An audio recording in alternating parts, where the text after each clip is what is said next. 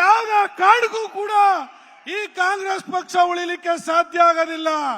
ಏನ್ ಸ್ವಾಮಿ ಅಯ್ಯಿಂದ ನಾಯಕ ಅಂತ ಹೇಳ್ಕತ್ತೀರಿ ಸಿದ್ದರಾಮಣ್ಣ, ನಿನ್ನನ್ನು ನಾವು ಮೆಚ್ಚಿದೀವಿ, ನಿಮ್ಮನ್ನು ನಾವು ಮೆಚ್ಕೊಂಡಿದ್ದೀವಿ.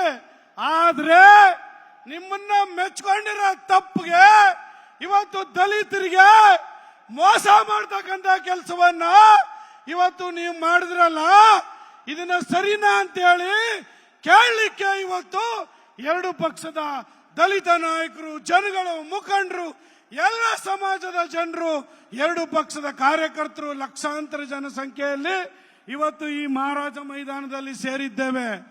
ಅನುರಾಗ್ ಠಾಕೂರ್ ಅವರು ಕೇಂದ್ರದಲ್ಲೇ ಅಸ್ಸಾಂ ಪಾರ್ಲಿಮೆಂಟ್ ಅಲ್ಲಿ ಒಂದು ಪ್ರಶ್ನೆ ಕೇಳ್ತಾರೆ ರಾಹುಲ್ ಗಾಂಧಿ ಅವ್ರಿಗೆ. ಯಾವಾಗ್ಲೂ ಸಂವಿಧಾನ ಪುಸ್ತಕ ಹಿಡ್ಕೊಂಡು ಅದ್ರ ಬಗ್ಗೆನೇ ದಲಿತರಿಗೆ ಮೋಸ ಮಾಡ್ತಾರೆ, ಅಂಬೇಡ್ಕರ್ ಸಂವಿಧಾನ ಕ್ಯಾನ್ಸಲ್ ಮಾಡ್ಬಿಡ್ತಾರೆ ಮೋದಿ ಅವರು. ಯಾರ್ರೀ 98 ಬಾರಿ ಸಂವಿಧಾನವನ್ನ ಈ ದೇಶದಲ್ಲಿ ತಿದ್ದಿರೋರು ಯಾರು? ಎಮರ್ಜೆನ್ಸಿ ಡಿಕ್ಲೇರ್ ಮಾಡಿದ್ಯಾರು? ದಲಿತರಿಗೆ ಮೋಸ ಮಾಡಿದ್ಯಾರು?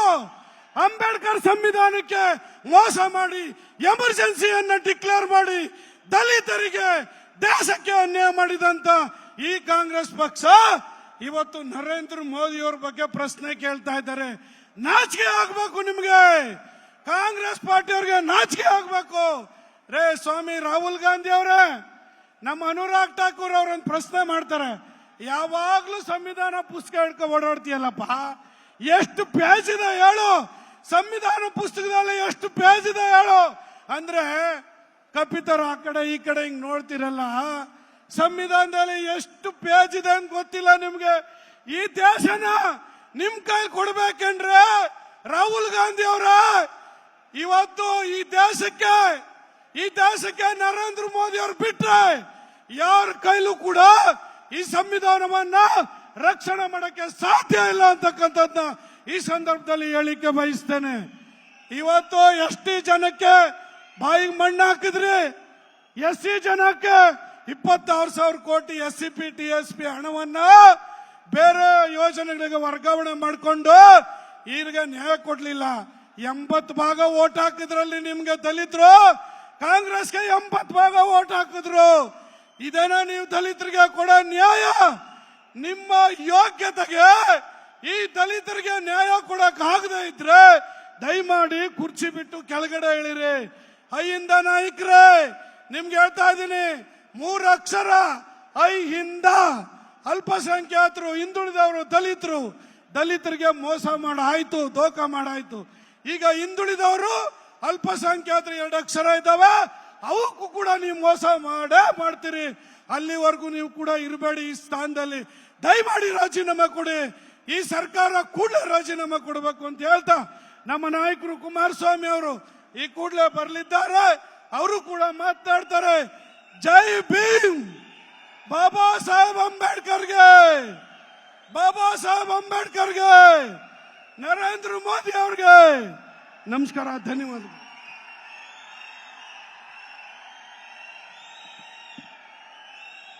ಕರ್ನಾಟಕ ರಾಜ್ಯದ ಮಾಜಿ ಮುಖ್ಯಮಂತ್ರಿಗಳು, ಕೇಂದ್ರ ಸಚಿವರು ಆಗಿರುವಂತಹ ಸನ್ಮಾನ್ಯ HD ಕುಮಾರಸ್ವಾಮಿ ಅವರನ್ನ ಈ ವೇದಿಕೆಗೆ ಆತ್ಮೀಯವಾಗಿ ಸ್ವಾಗತ ಕೋರ್ತಾ ಇದ್ದಾವೆ.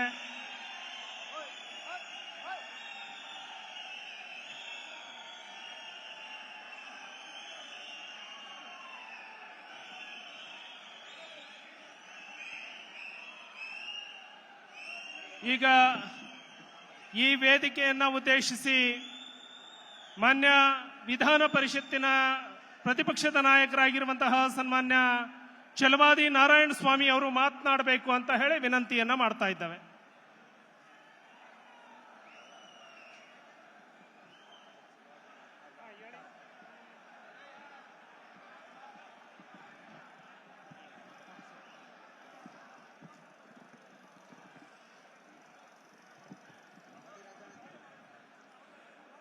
ವೇದಿಕೆಯಲ್ಲಿರುವ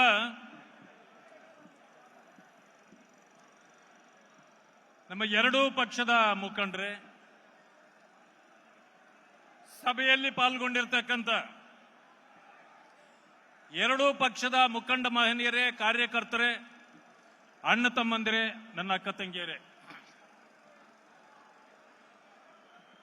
ನಾವು 3 ವಿಚಾರಗಳನ್ನ ಇಟ್ಟು ಬೆಂಗಳೂರಿನಿಂದ ಮೈಸೂರಿಗೆ ಪಾದಯಾತ್ರೆಯನ್ನ ಪ್ರಾರಂಭ ಮಾಡಿದ್ವಿ. ಒಂದು, SCP-TSPಯ 25,000 ಕೋಟಿಯನ್ನ ನುಂಗಿದ ಕಾಂಗ್ರೆಸ್ನ ವಿರುದ್ಧವಾಗಿ. ಎರಡನೇದು, 187 ಕೋಟಿ ಖಜಾನೆಯಿಂದ ಖಾತೆಗಳಿಗೆ ಕಾಂಗ್ರೆಸ್ ಮತ್ತು ಮುಖ್ಯಮಂತ್ರಿಗಳ ವಿರುದ್ಧ. ಮೂರನೇದು, ದಲಿತರಿಗೆ ಸೇರಿದ ಭೂಮಿಯನ್ನ ಮೂಡಾದವರು ಅಕ್ವೈರ್ ಮಾಡಿಕೊಂಡು ಮೇಲೇನು ಅದಕ್ಕೆ ಪರಿಹಾರ ಪಡೆದ ಮೇಲೇನು ಆ ಜಮೀನನ್ನ ಕಬಳಿಸಿ ಮಾನ್ಯ ಮುಖ್ಯಮಂತ್ರಿಗಳ ಕುಟುಂಬ 14 ಸೈಟ್ಗಳನ್ನ ಇವತ್ತು ಕಾನೂನು ಬಾಹಿರವಾಗಿ ಪಡೆದಿದ್ದನ್ನು ವಿರೋಧಿಸಿ ನಾವು ಪಾದಯಾತ್ರೆಯನ್ನು ಮಾಡಿದ್ವಿ.